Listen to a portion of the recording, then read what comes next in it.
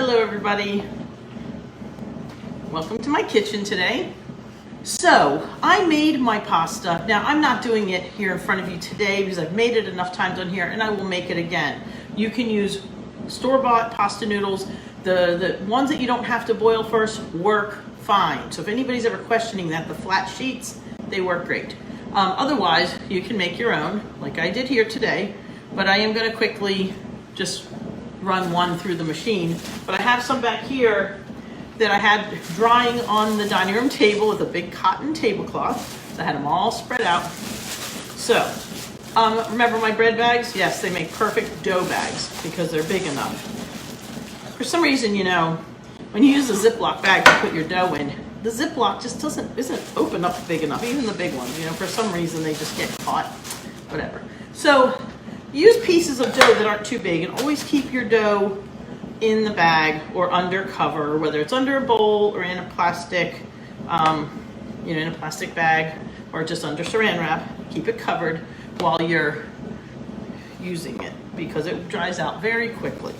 Put just a smidge, a little teeny smidge of flour on here. So I'm going to start this on the widest thing, and all you do, this is the easiest pasta to make because it's literally rolling flat sheets. So now this helps knead the dough, but you can see how beautiful and smooth these are. So when you do it, and you want to try to get them nice rectangular shape, the thing that you do is you just fold it in thirds, and then you put it in, so not this way because it'll make bubbles, so you put it in with the open, Just another thing that Dorina did. I was warming up my milk for the bechamel sauce we're going to make in a minute, and needless to say, it just boiled over. Oh, anyway, let's make some dough here. Okay, and we're going to do one more here. Okay, so we've got a nice little rectangle. There's a little piece of dough stuck there. Okay, now we're going to make it thinner. Use some of the dough, the flour that's on the board here. Just suck it up. Number two, then you can kind of skip one once in a while. You don't have to always go 1, 1, 1. The first two I would do 1 and 2, but then I would, skip one if you need to. And we're going to leave this on number 4. My machine goes from 1 to 6. And you've got this beautiful, nice thin sheet of dough here. So now, these two are mostly dry. They dry best either on a wood board or on a cloth. On the cloth, like a cotton. Do not use a polyester tablecloth. Did that one time. Boy, everything stuck to it. So anyway, the first thing we're going to do is make some bechamel sauce. Most people are familiar with a lasagna with ricotta, but not everybody is familiar with a lasagna with the bechamel, so I'm going to show you the bechamel. I've got ricotta. I'm going to make 1 and 1, but right now, today, we are making the bechamel. So I'm right here. I've got my hot pot, and I'm going to turn it on. There we go. With my milk that's spilled on the other side here. I'm so glad you can't see that one. So, to make bechamel for 1 lasagna, this is probably about enough for 1. 5 tablespoons of butter. We're just going to throw that in there. Actually, I'm going to cut it up. This is the quick and easy way. Just do it in the pot. Boom, done, see? Okay, and what we're gonna do is put in a 1/4 cup of flour. So it's almost, you're gonna hear different things. Some people will say equal, so like if you use 5 tablespoons of butter, use 5 tablespoons of flour. Depends on how thick you want your bechamel. So a 1/4 cup is about, actually, I don't know how many tablespoons it is, but we'll figure it out. I bet you it's probably close to the same. No, let's see. 4 tablespoons is a 1/4 cup of butter. So this is going to be just a little bit, just a smidge thinner, because we want to spread it on the lasagna. But you do you don't want it too thin. If it ends up being too thin, you can always just melt another. This is how you fix if you ever have a bechamel that's too thin, because you can't just add flour to it. You can't do that. You take just a tablespoon of butter and another tablespoon or so of flour, and you heat them up and mix them together. Because when you are doing the flour and the butter part, you're cooking the flour. So you really need to let it cook for a minute. So that's why if you need to add more flour to it, add a little butter and a little flour, melt it down, and then put that in your hot bechamel sauce, and it will help thicken it up a little. So what we're doing here, just turn this to lower now, we are going to let it cook for a minute, and then what you're going to add to it is warm milk. If you add cold milk, it takes forever. So always heat up your milk first. Okay, so my butter's all melted, and I'm going to start. Look at my pretty milk thing that's got milk all over it. Anyway, I only spilled a little, thank goodness. I heard it sizzling. I'm going to add this up a little bit at a time. Make sure you keep stirring it so it doesn't get lumpy. Okay, now we're going to keep this on the heat. We're going to keep stirring it. But while we're stirring it, we're going to add a couple things to it. So we are going to add a pinch of salt. Now, some people will add black pepper, and you can. Then you see it in the bechamel. Now, if you're making something that needs a white sauce, you don't want to do that. So what you want to do, white pepper. It keeps the color, and it also has a little bit more of a, like a little milder flavor to it. It's just really nice, and it goes so good with a white sauce. It's a little white pepper, and then the all-important, you know how much I love it, nutmeg. Gotta have nutmeg in a white sauce. So let's keep this. Do not want to get, if it starts to stick, you stop immediately. So we're just gonna, I'd say, quarter of a nut. Is that about right? Okay, and we're just gonna mix that in. Now initially the nutmeg clumps together, so you just really gotta break it up. Oh, it's getting nice and thick now. So what you want it to do, you want it to coat the back of a spoon. So that's when you know it's ready. So, this is going to be very simple. Basically, we are just assembling a lasagna. So, you know, not going to be really hard. The thing that's different is this bechamel, but I'm going to show you a couple different things you can put in your lasagna to make it nice. Just see it's coating the back of my not spoon? It is. So, we're going to turn that off. Now you can make bechamel sauce ahead of time. You can put it in the refrigerator for a couple of days. If you do, let it come to room temperature first. Oh, stove's ready, oven's ready. Let it come to room temperature first. Then you want to put plastic on it, plastic wrap. If you don't want it to make like a skin on top, you put the plastic inside and making it touch the top of this. And then you wrap it up. But you make sure it is completely cooled off before you put plastic on it. Otherwise, you're going to have plastic on it. Now, one of the things, so I made this one is going to be a meat sauce, but I'm actually going to do this half and half, and I'm going to show you two different kinds of lasagna that you can do. You can do just a plain old meat sauce, or you can do kind of a white one, which we're going to play here. All right. So let's see, I'm going to switch these things around. Let's take this dough. Look at all these pretty lasagna sheets I made, huh? And see, they're nice and firm. They dried out a little bit, but they're still movable. Like these ones were long. I folded them in half, but they're still there. So let's see. We're gonna put these here for a moment, because I'm gonna take those more wet ones and put them here on the cloth. Take them off my work surface. So, this is the one I just made. Put this on here. These are pretty good. If I need them, I can use them. And what we do is, if we don't want them to stick, just add a little flour and you can fold it over. These are they're pretty close to dry. But just because I said that, they'll stick. Just because, you know how it is, Murphy's Law. Okay, so first thing we're going to do is I have a beautiful bolognese sauce that I made here. Actually, it's a little thick, And because it's oh yeah, this is nice. I'm gonna add a little bit of water to it because you want your lasagna to have some moisture to it. So I'm gonna explain the thing about cooking with fresh pasta, especially a baked pasta. Okay, so what I'm going to do is take a little bit of just the sauce. I'm going to put it in the bottom because you don't want anything just being plain, you know. Spread that around. Just a little coating. Try to get without the meat. And save the meat for the guts. Okay, so one question people ask is, do you need to pre-boil fresh made pasta before you make a lasagna? No, you don't have to. Because it's still fresh, it has moisture in it. Because it's nice and fresh and it's thin, I make it a little, you know, hair thinner than like some of that stuff you buy with the squiggly edges. That stuff is so thick.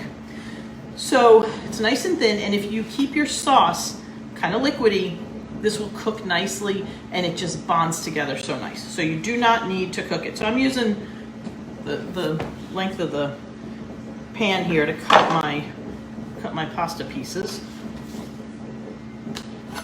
And then I use the little extra pieces to fill in like holes and things. Actually, let's put a wider one that'll fit the whole thing. Look at that. Okay, so just 2 pieces makes a nice layer in the bottom. So now, we are not doing ricotta. Okay, I've got the ricotta pies. That's my ricotta for this week. You can, if you want to mix ricotta, let me tell you what to put in the ricotta. You take some nice ricotta, dry it out a little bit. You want to mix in some eggs. I usually put 1 egg per pound. So if you got 3 pounds of ricotta, use 3 eggs.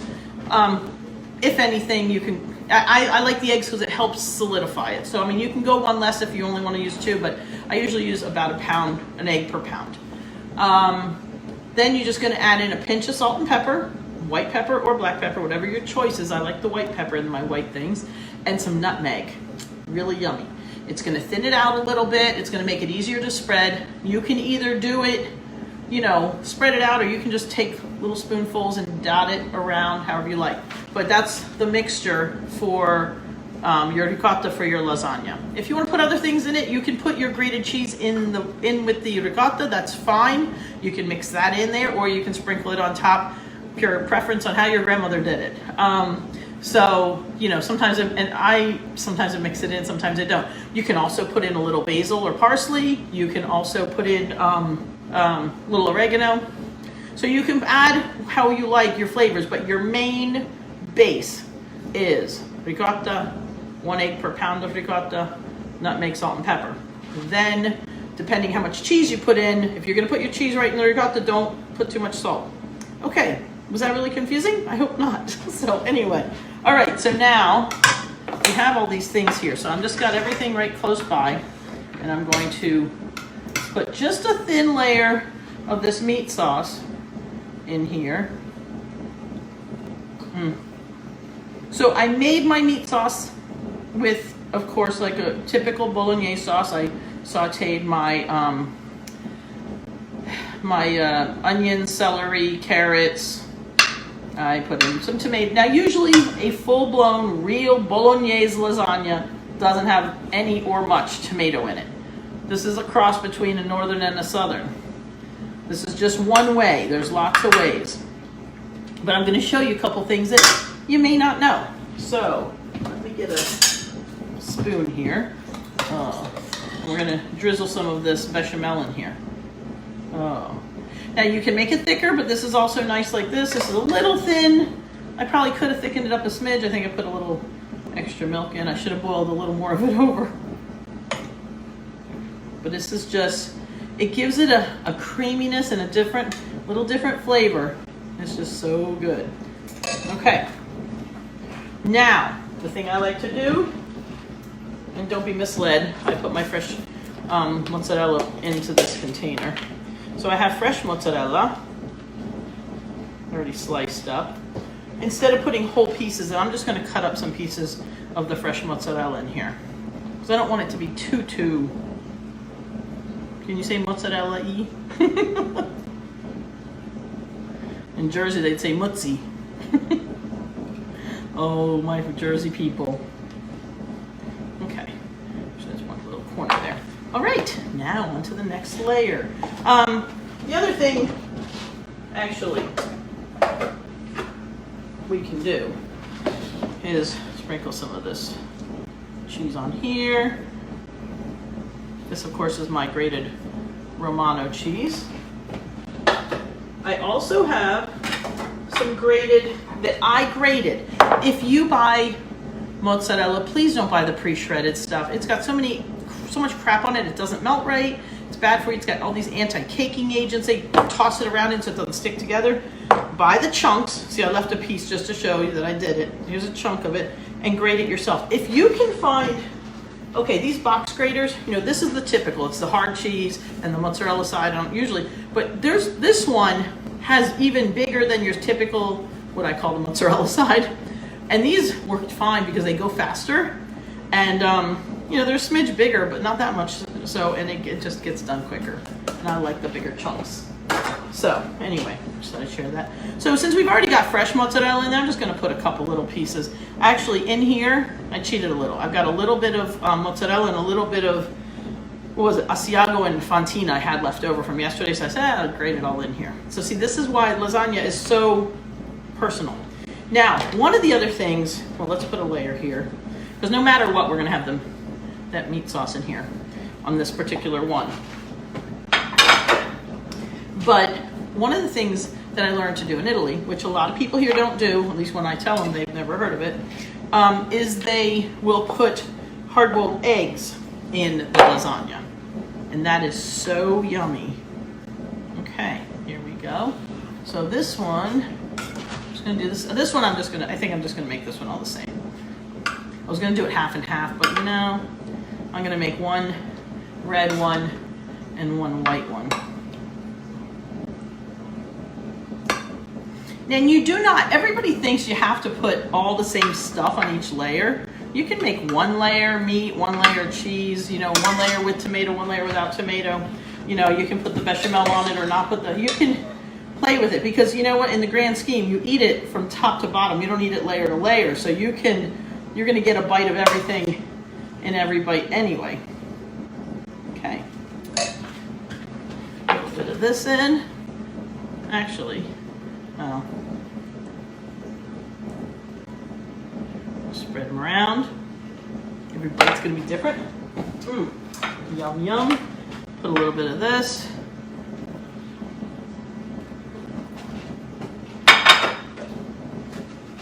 Just a smidge. And then we keep going. You know what I'm going to do right now? I'm going to stop this because I want to show you a different way. That's your more traditional way. But this one is a little different. So I'm going to make this one with a little tomato sauce, but not very much. I'm just going to take the tomato, not the meat. Just going to put a little bit in the bottom. And you can make this with or without. You know, I'm just using it. What the heck? We're going to make this one. Let's see here. Let's put that over. We're going to put a little bit more bechamel. Spread this over. Whoop. And we're going to put the fresh ricotta. I mean, not the fresh ricotta, the fresh mozzarella in pieces. But what we're going to do with this one, you're going to find it quite, I hope you'll find it something different. I mean, if you've had it before, let me know. But I'm going to show you. So what I have here, and this is something I learned in Italy, I've got sliced up hard-boiled eggs and sliced up pieces of ham. So we're going to make this a ham and egg. Very Eastery, you know. We're going to throw some pieces of ham in here. You can do, now I had bought chunks because I made my other meat pies. I had cut it in cubes, so I just cut it into thin strips. But you can just buy regular sliced, you know, plain ham. Don't get like honey ham or something. No. Just your plain ham. You're going to put in some hard-boiled egg slices around here. And then we're gonna put some other cheese on top. Put a little bit of this in.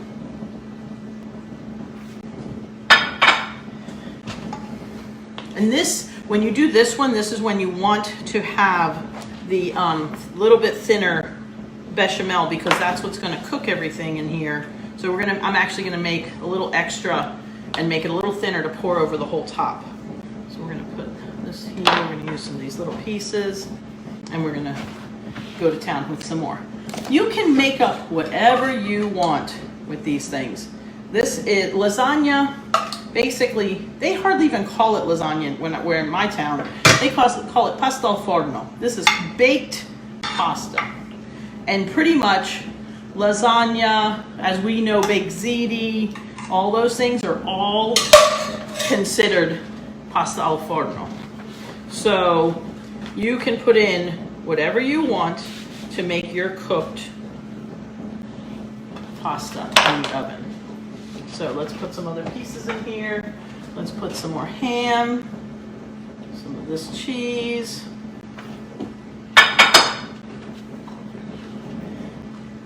some hard-boiled egg. And again, you can make this a white sauce, or you can still make this with a tomato sauce. I may before I'm done, because I've got regular plain tomato sauce here that we had today with no meat in it, because you know it's Friday, the Friday. So you can do that however you like. So this is kind of fun though, because it is something different and not everybody's used to this. So you can cover this whole thing in tomato sauce. You can cover the whole thing in a thinner cream sauce after you've used your thicker bechamel in the middle. There is no rule when it comes to lasagna. So another thing I like to do is I love zucchini in my, I'm gonna cut them nice and thin. I love zucchini in my lasagna. Sometimes I'll do a whole one and just do layers and layers of zucchini in between the pasta sheets. Otherwise, sometimes I'll do long ways and make, you know, long strips. So you can do it however you like, but I kind of like the little circles. So now I've got circles that have a flat side, but that's okay. So you can put this in with the white one. I'm gonna put this in with the meat one. You know, so you can just take, you don't have to pre-cook them. You can just take some zucchini and stick them in here in a layer. And it's so just an extra little something that makes it tasty, colorful, and healthy. I'm the sneaky mom who's always trying to put, you know, stuff in your lasagna. Luckily, my kids love zucchini. So you can make a layer or two or every with some zucchini on it. So this is how I do it. So I make one with the ham and egg. I'm gonna make one with the bolognese, typical. That's more stereotypical, but I'm adding zucchini to it. If you're using fresh pasta, you do not need to pre-boil it. It's such a mess. It's a pain in the neck. You don't need to do it, okay? But if you're using fresh pasta, or if you're using uncooked pasta on any type, you make sure that your sauce is a little thinner. Let me tell you, I would love to taste the sauce. The house smells so good, but I can't taste it today. But I can taste this. The bechamel is so good. Try it. If you've never done that before, try making a bechamel lasagna. Use that instead of ricotta. I love ricotta, don't get me wrong. But for me anymore, my go-to has been for years and years. I prefer the bechamel. I want to wish you guys a very happy Easter, very holy and blessed Easter. If you're not Catholic or Christian celebrating Easter, I still wish you a beautiful time of this year, and you know that God will shower blessings on all of us. Doesn't matter what faith we are, we're all, you know, God's children. So I wish you all a happy Easter, and I will see you next time. Ciao. Oh, don't forget, like all my stuff. Please subscribe to my YouTube channel, and please go to dorinaskitchen.com and subscribe to my website so that I can stay in touch with you. Ciao, ciao.